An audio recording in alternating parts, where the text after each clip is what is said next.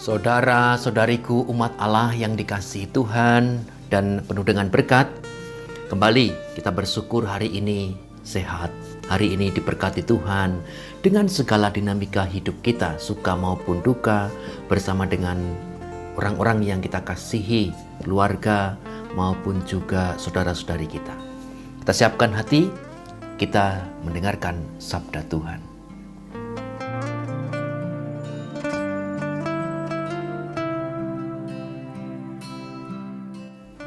Saudara-saudariku yang dikasihi Tuhan, hari ini Sabtu 25 September 2021, Pekan Biasa ke-25. Kita akan mendengarkan Injil Suci menurut Lukas, bab 9, ayat 43b sampai dengan 45. Semua orang heran karena segala yang dilakukan oleh Yesus. Lalu Yesus berkata kepada murid-muridnya, "Dengarkan dan camkanlah segala perkataanku ini. Anak manusia akan diserahkan ke dalam tangan manusia."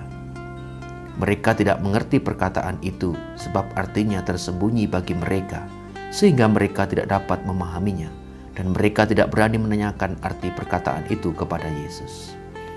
Demikianlah sabda Tuhan. Terpujilah Kristus.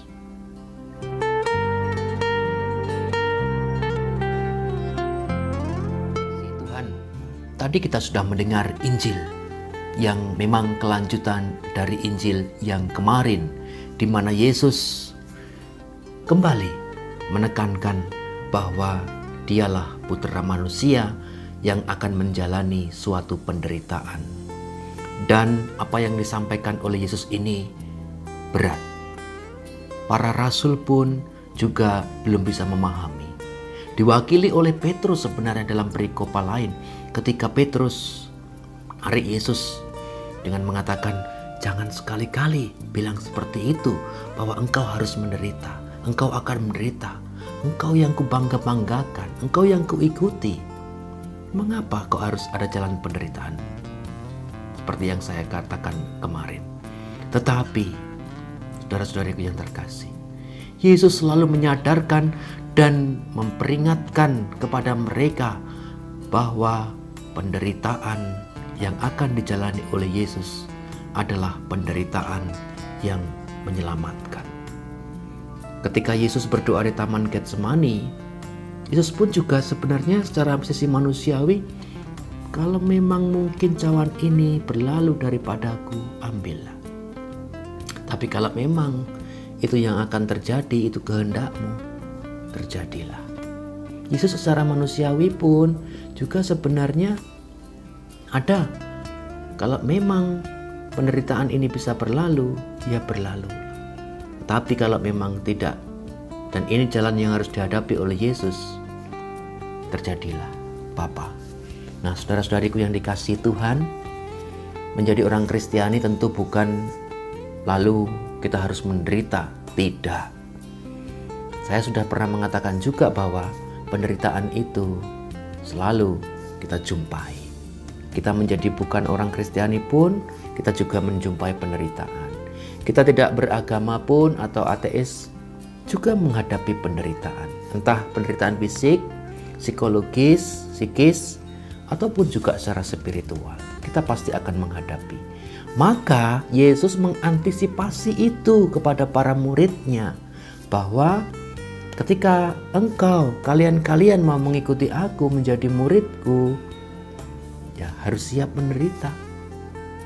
Bukan untuk memilih penderitaan, tidak, tetapi harus siap menghadapi penderitaan. Maka saudara-saudariku yang terkasih, ciri khas orang Kristiani adalah ketika menghadapi penderitaan, dia akan kuat.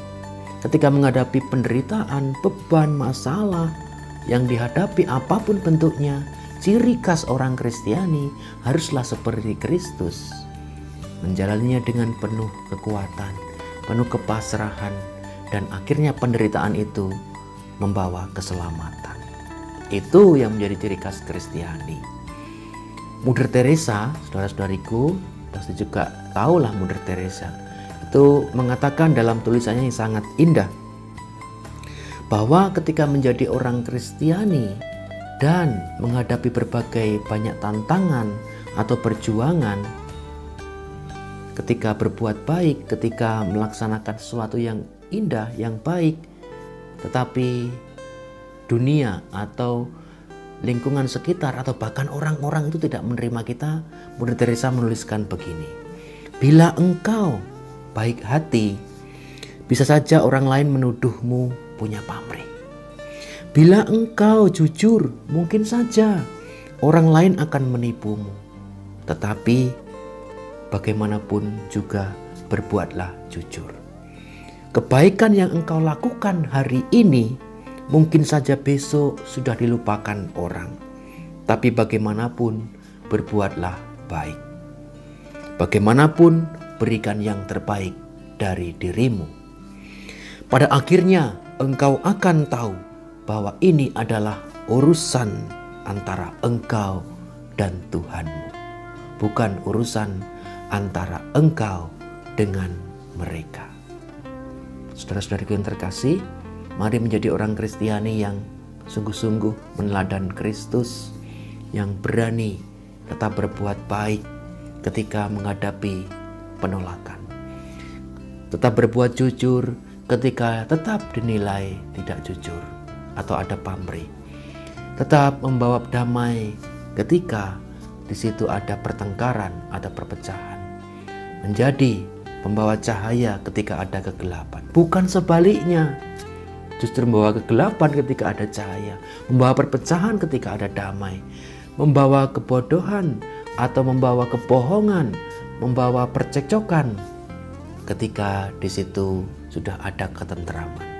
Mari berjuang untuk menjadi orang Kristiani yang tetap siap, tetap kokoh, kuat, karena Kristus memberikan teladan ketika menjalani penderitaan. Dia pun tetap setia, tetap bertahan dan tetap kuat, dan terus berbuat baik dimanapun kita berada.